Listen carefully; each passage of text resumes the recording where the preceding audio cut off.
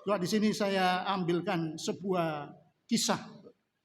Ada seorang yang sehubungan dengan dorok ini ya. Diberi musibah berbentuk dorok, kesempitan. Itu sikapnya sabar saja. Ada dalam sebuah hadis yang dikisahkan oleh Anas bin Malik radhiyallahu anhu. Ini seorang ibunya yang bernama Rumaisyah. Rumaisyah sering disebut dalam beberapa hadis itu punyanya Ummu Sulaim. Ummu Sulaim ini istrinya Abu Thalha. Kemudian Abu Thalha akhirnya punya anak dengan Ummu Sulaim.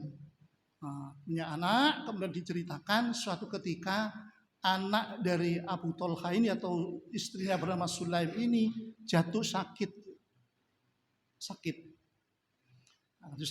Dan kebiasaan Abu Thalha saat itu biasanya sebelum subuh itu sudah keluar. Keluar kemana? Keluar untuk sholat berjamaah bersama Nabi. Nah, biasanya pulangnya kadang-kadang siang. Gitu. Setiap datang dari jamaah subuh, pulang siang itu tanya bagaimana kondisi anak kita, istriku, alhamdulillah baik, alhamdulillah. Begitu terusan. Setiap pulang tanya. Suatu ketika kadang-kadang juga lihat. Pada hari H itu Abu Thalha pergi mau jamaah ke masjid, anaknya yang sakit tadi hari itu pula akhirnya diambil oleh Allah. Artinya meninggal dunia. Abu Thalha masih dalam kondisi di masjid.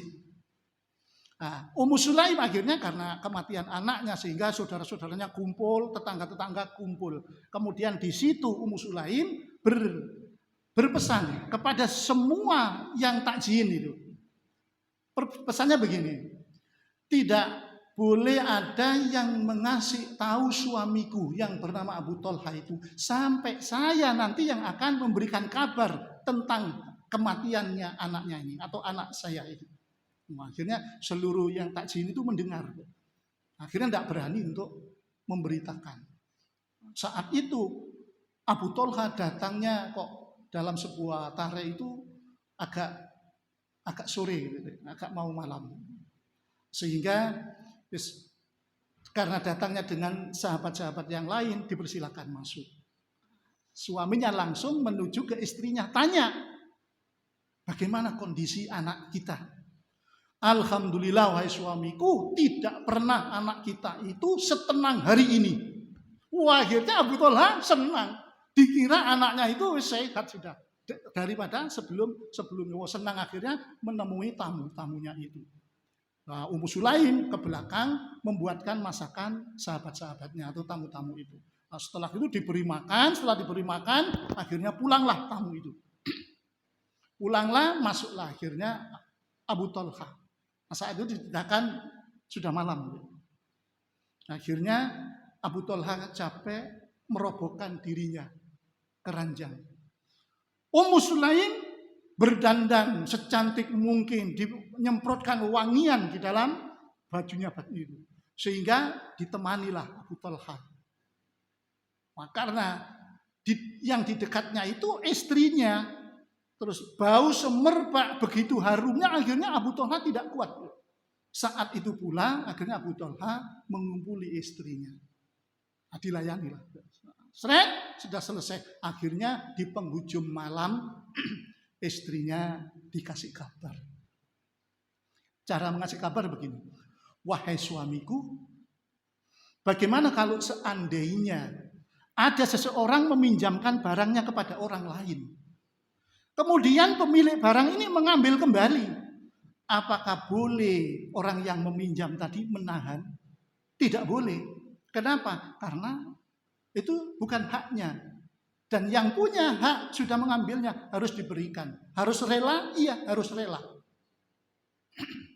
Nah, akhirnya kalau begitu wahai suamiku, Allah meminjamkan anak kepada kita. Bagaimana kalau seandainya Allah akan mengambil anak kita? Apakah kita boleh melarangnya? Tidak boleh. Apa yang kamu maksud? Apa anak kita diambil? Iya wahai suamiku. Wih, ngamuk Pak. Tapi ngamuknya bukan ngamuk karena anaknya diambil. Ngamuk karena kenapa kau biarkan aku berlezat-lezatan denganmu sementara anakku telah meninggal dunia, wahai istriku.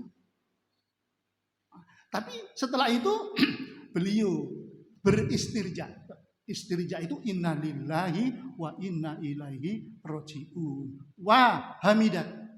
Dan ia memuji. Siapa memuji? Allah. Kemudian paginya akhirnya Abu Thalha ini datang kepada Rasul. Diceritakanlah seperti itu. Akhirnya Rasulullah SAW bertanya, apakah engkau tadi malam mengumpuli istrimu? Dijawab, iya wahai ya Rasul. Akhirnya Rasulullah mendoakan supaya kedua dari Abu Thalha dan istrinya ini diberi keberkahan. Akhirnya apa yang terjadi? Berkat kumpulnya saat itu Allah memberkahi dengan maha keadilannya. Allah mengganti anaknya yang sudah diambil oleh Allah, diganti dengan seorang anak yang kemudian anak ini punya 9 anak. Ngerti ya? Diganti dengan seorang anak yang kemudian anak ini ketika dewasa punya 9 anak. Dan 9-9-nya anak ini semuanya hafal Al-Quran. Subhanallah. Itu.